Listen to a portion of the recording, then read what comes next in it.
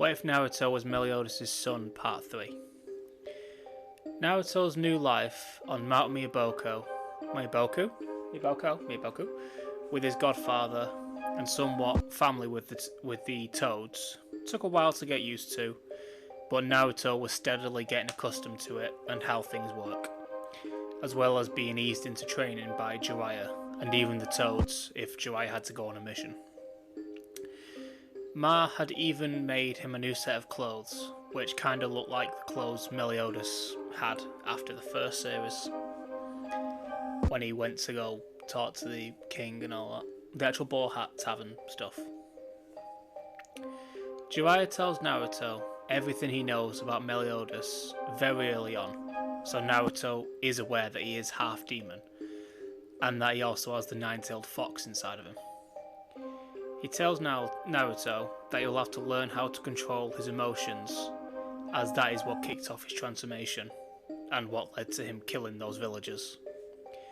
Naruto covers his ears, not wanting to remember what he did, but Jiriya pulled his hands away. He kneels down and tells Naruto that he knows he didn't mean to do it, but they have to control that power as to not let it happen ever again. Naruto slowly nods. I mean, he is still a kid, so the guilt would be quite overwhelming sometimes. Jiriya tells Naruto that he has two different chakras due to the Nine Tails, but he also has magic running through his veins from his father. So over the next few years, we're going to be very busy in order to control all of them.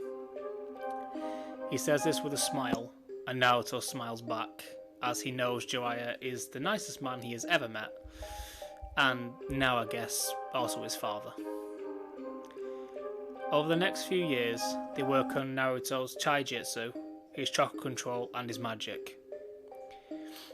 Jiriya has also taught him, what he knows about the world his father came from, and that people who live there and have magic have special traits called magical abilities. These abilities, unlike Kekkei, are specific to a person and are rarely passed down through families.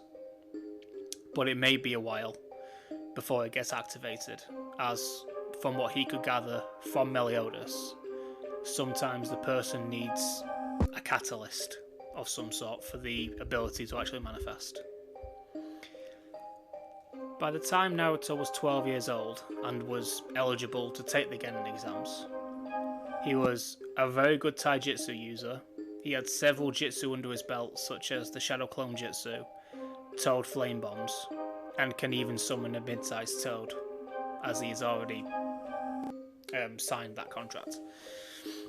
He has control of the Nine-Tails Chakra Cloak, and even somewhat of the One-Tails Cloak, although he can't use it for long periods of time, as he does become quite volatile while in this state. He also has some minor control on his anger, but is still prone to outbursts under certain conditions. Unfortunately, Jiriya hasn't been able to drum that out of him just yet. Also, he does have access to Hellblaze, but it does take an awful amount of energy to use, as he hasn't practiced as much with it, and as I've said, he's still a kid. Ma and Pa were outside with Jiriya, waiting for Naruto to wake up, and they both wish him good luck, as today was the day for the graduation. Naruto was looking forward to this day, but also slightly dreading it, dreading going back to the village that he still sometimes has nightmares about. But Jiriya tells him that in order to stop being afraid of something, sometimes you must face that fear. Well, not sometimes, always face your fear. Naruto trusts Jiriya's judgment, as he is both his sensei and father. They use the reverse summoning jutsu and appear outside of the village. Naruto looks at Jiriya and sees something long and thin in a bag on his back. Naruto asks what it was, and Jiriya smiles and tells him that he will find out after he passes. He hugs his son, and Naruto heads into the village and to the academy. Iruka looks at Naruto and then explains to the class that Naruto hasn't been in the village for a while, so he never had the chance to come to class. Some of the students recognise Naruto's name, but can't place where they heard it. But one kid took genuine interest in him, Sasuke. Sasuke could tell that Naruto was strong, at least stronger than most of the people in the class, maybe even close to his strength. The exams go on like normal, and everyone passes. Even Naruto, who shocked Iruka by using shadow clones instead of the normal clone jutsu. Iruka stood up and gave Naruto his headband, as well as naming him the Rookie of the Year, based on that performance alone. I mean, if a kid comes in and just goes, you know what, I'm going to do shadow clone jutsu instead of your shitty clones, then yeah, I'd say give him the Rookie of the Year, if he knows that one. This increased Sasuke's interest, and after they were dismissed from the class, Sasuke tried to talk to Naruto, but Naruto told him he'd be back tomorrow, so he could ask any questions then.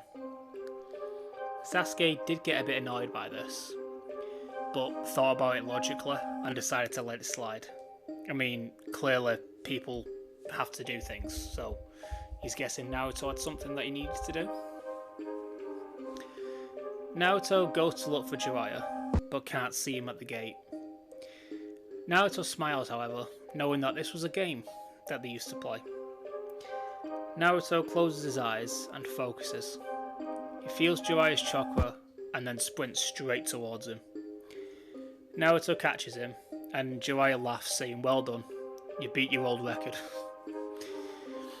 Naruto smiles widely, and Jiraiya, seeing the headband, was brimming with pride.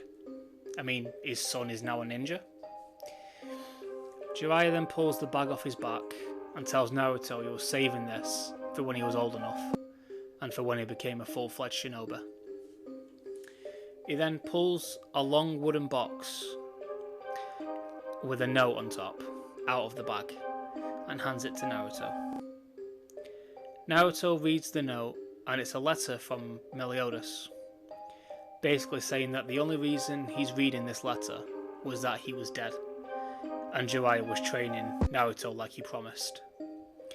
There were 2 abilities that he would like to pass on to Naruto when he was ready, but for now, here is a piece of your history.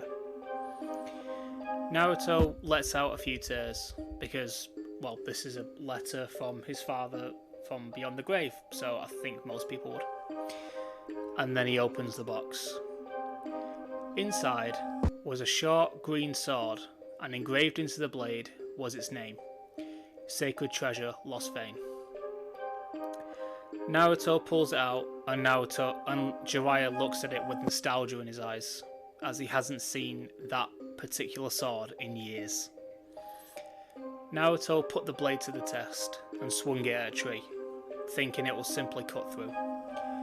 But instead, a couple of trees behind it were cut down as well, pointing to the blade's cutting power. Naruto is absolutely gobsmacked and amazed, and puts the sword away, thanking Jiraiya, and asking about the 2 abilities that Meliodas mentioned. But Jiraiya simply says that it's not his place to tell him about them. He'll have to wait for, well, a while. Naruto huffed at this, but again trusts Jiraiya's judgment. Jiraiya asked Naruto who that boy was that he was talking to, and Naruto told him that his name was Sasuke Uchiha. He's going to talk to him more tomorrow because apparently he has questions. To which Jiraiya got an idea. He told Naruto that he had an apartment waiting for both of them, and to head there and get some sleep, while he goes to talk to the Hokage. So Naruto goes to bed, and the next day rolls around, with Jiraiya waking him up, telling him he doesn't exactly want to be late, does he? So Naruto goes to the academy, ready to be sorted into a team. Let me know if you like this part and what you'd like to see in the future. My voice is a bit croaky because I think my mate gave me the flu, so yeah, a flu or a cold, one or the other. Ah well. Like this video, subscribe, and press that big ding button if you really want. And I guess I'll see you all later. Bye.